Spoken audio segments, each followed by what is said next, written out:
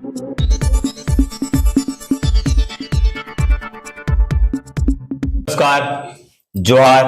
વાત કરીશું આપણે વાલોડ તાલુકાના 100 કરોડના ભ્રષ્ટાચાર. વાલોડના 100 કરોડના ભ્રષ્ટાચારમાં દિવસે ને દિવસે નવા વણાકો આવતા જાય છે. મીડિયા કર્મીઓ ઉપર ફરિયાદ થઈ, ભ્રષ્ટાચારીઓએ મીડિયા કર્મીઓ ઉપર પણ ફરિયાદ કરવાનું ચાલુ કર્યું, કારણ કે મીડિયા ભ્રષ્ટાચારને ઉજાગર કરે છે અને ભ્રષ્ટાચારને ઉજાગર કરવાનું જ બંધ કરી દે તો પછી ભ્રષ્ટાચારને ઉજાગર કરશે કોણ? નમસ્કાર મિત્રો, આજે આપણે વાત કરીશું તાપી જિલ્લાના વાલોડ તાલુકાની. વાલોડ તાલુકામાં છેલ્લા ઘણા મહિનાઓથી એક ચર્ચા ચાલી રહી છે 100 કરોડના ભ્રષ્ટાચારની. 100 કરોડને એવો ભ્રષ્ટાચાર કે જેની તપાસનો કોઈ અંત નથી આવી રહ્યો, અને જેમ જેમ સમય આગળ વધતો જાય છે એ તપાસમાં જાત જાતની વસ્તુઓ બનતી જાય છે. સૌ પ્રથમ તો તલાટીઓની બદલી, એના પછી તાલુકા વિકાસ અધિકારી શ્રીઓની બદલી. એક સમય એવો પણ આવ્યો કે જિલ્લા કક્ષાથી જિલ્લા વિકાસ અધિકારીને ચાર્જ સોંપવામાં આવ્યો. પણ આટલી બધી વસ્તુ કર્યા બાદ પણ હજી સુધી તપાસનો કોઈ અંત આવી નથી રહ્યો. તપાસ હજી પણ ચાલુ છે. કહેવાય છે કે સરપંચને નોટિસ પાઠવી દેવામાં આવી છે, તલાટીઓને નોટિસ પાઠવી દેવામાં આવી છે. કે એવી પણ હાલ ચર્ચાઈ રહ્યું છે કે જે બે એજન્સીઓ છે એને બ્લેકલિસ્ટ કરવાની તજવીજ હાથ ધરી છે, પણ હજી સુધી એ એજન્સીઓ જે છે એ બ્લેકલિસ્ટ નથી થઈ. સવાલ એ નથી, મુદ્દો ભ્રષ્ટાચારનો નથી, પણ હવે એ ભ્રષ્ટાચાર જે વાલોડનો છે 100 કરોડનો એક અલગ દિશામાં જઈ રહ્યો છે. કારણ કે આજે આદિવાસી પંચના આગેવાન મિત્રો, સમાજના લોકો આજે જિલ્લા કલેક્ટર શ્રીને મળ્યા અને એક અલગ વિષય સાથે એક આવેદન આપ્યું. એ આવેદનમાં ચોથો સ્તંભ જે ગણાય છે પત્રકાર, જે નિષ્પક્ષ વાત મૂકતો હોય છે અને પત્રકાર સમાજને પણ ધમકાવવાની વાત થઈ છે, એની પર ફરિયાદ દાખલ કરવાની વાત થઈ છે. જે ભ્રષ્ટાચારી છે ખુલ્લેઆમ ફરી રહ્યા છે, પણ જે આ ઘટનાને ઉજાગર કરી રહ્યા છે એવા પત્રકાર મિત્રો પર એટ્રોસિટી જેવી ગંભીર કલમો લગાડીને ક્યાંક ને ક્યાંક ભ્રષ્ટાચારના અવાજને દબાવવાની કોશિશ થઈ રહી છે. ભારતમાં ક્યાંક ને ક્યાંક સામ દામ દંડ ભેદની નીતિ અપનાવવામાં આવે છે, અને બને છે ક્યારે? જ્યારે સત્તા પક્ષ કે સત્તા પક્ષના કોઈક માનીતાઓ હોય ને એની પર જ્યારે આક્ષેપ થયો હોય તો તપાસ ચોક્કસથી લાંબી ચાલે છે. તપાસ લાંબી પણ ચાલે છે અને મંદ ગતિએ પણ ચાલે છે. ક્યાંક બીજી કોઈ બાબતો હોય, ક્યાંક વિપક્ષ હોય ને વિપક્ષ પર કોઈ આરોપ હોય તો પછી કોઈ સબૂતની જરૂર નથી, અને સીધે સીધા જેલના સળિયા પાછળ ધકેલી દેવામાં આવે છે. પણ વાલોડના ભ્રષ્ટાચારમાં એક અખબારે સબૂત સાથે, પ્રૂફ સાથે એક કામના 3 બિલો પાસ થયાના સબૂત અખબારમાં પ્રસિદ્ધ કર્યા.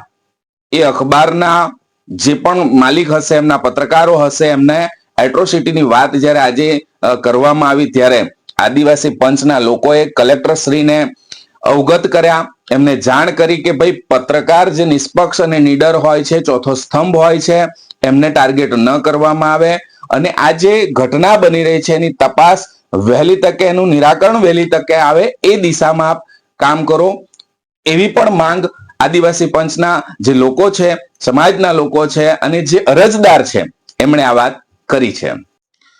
તો વાત હવે એમ છે કે ભ્રષ્ટાચાર મુક્ત ભારતની જ્યારે વાત થાય છે ત્યારે ચોથા સ્તંભ એવા પત્રકારને ક્યાંક ને ક્યાંક દબાવવાની જ્યારે આ કેસમાં કોશિશ થઈ છે ત્યારે આગેવાન મિત્રોએ માન્ય કલેક્ટર શ્રીને આવેદન આપીને જણાવ્યું કે આ કેસમાં હવે નવો વળાંક આવ્યો છે.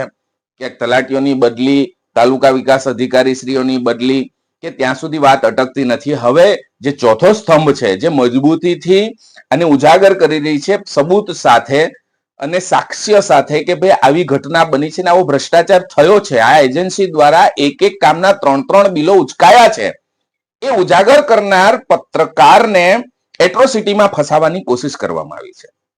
તો ભ્રષ્ટાચારના કારણે ગુજરાતમાં પુલો તૂટ્યા છે. હાલમાં જે કિસ્સો બન્યો છે ત્યારે દિલ્હી હોય કે ગાંધીનગર, માન્ય મુખ્યમંત્રી શ્રીએ પણ કડક શબ્દોમાં કહ્યું છે કે ભ્રષ્ટાચારને સાંખી લેવામાં નહીં આવે. ત્યારે વાલોડ તાલુકોના ભ્રષ્ટાચાર ચ્વિંગમની જેમ આટલો લાંબો ખેંચાય છે કેમ? ખૂબ મોટો પ્રશ્ન પ્રજા કરી રહી છે. પ્રજાને ખૂબ વિશ્વાસ છે સંવિધાન પર, બંધારણ પર, અને જે ફરિયાદી છે, જે અરજદાર છે, એ આગેવાનોની ધીરજને સલામ છે, સેલ્યુટ છે. કારણ કે આટલી બધી મુસીબતો આવ્યા બાદ શું એમને ધમકીઓ નહીં મળી હોય, શું એમને લાલચ લોભ નહીં મળ્યા હોય, પણ તેમ છતાં આજ દિન સુધી એ લડી રહ્યા છે અને છેક સુધી લડશે એવી આશા પણ અમે રાખી રહ્યા છે. કારણ કે આ મુદ્દો હવે ક્યાંક ને ક્યાંક સામ દામ દંડની નીતિની વાત તો ત્યારે થઈ છે, ત્યારે આજે પત્રકાર સમાજને પણ દબાવવાની કોશિશ આ ભ્રષ્ટાચારમાં ચોક્કસથી કરવાની વાત થઈ રહી છે.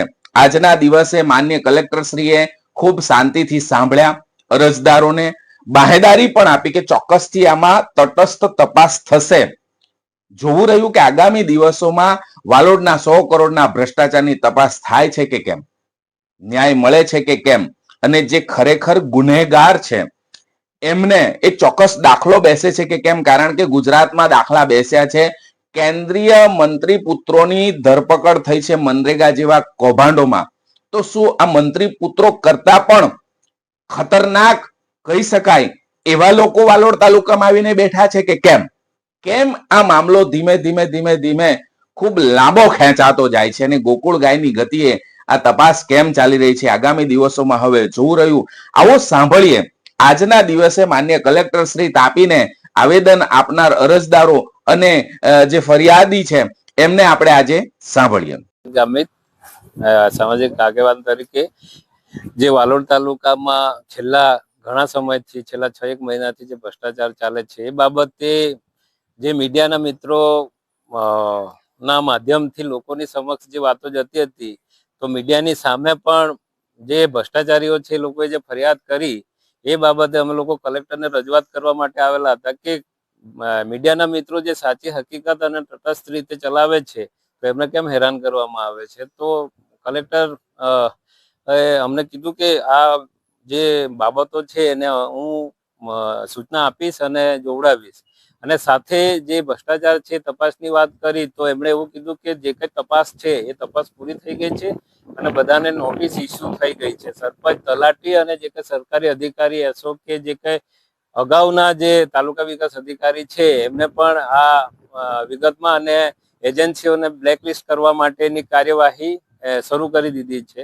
એટલે આ વાતો કલેક્ટર સાથે ચર્ચા થઈ અને ઘણી બધી ચર્ચાઓ એવી થઈ કે જે લોકોના હિતમાં જે નિર્ણય લીધા છે. સાથે સાથે કલેક્ટર ઓફિસમાં જ વીડીઓ સાહેબની પણ મુલાકાત થઈ અને એમણે પણ કીધું કે આજે નોટિસ ઇસ્યુ થઈ ગઈ છે અને આજ સાંજ સુધીમાં તલાટીઓ સસ્પેન્ડ થઈ જશે.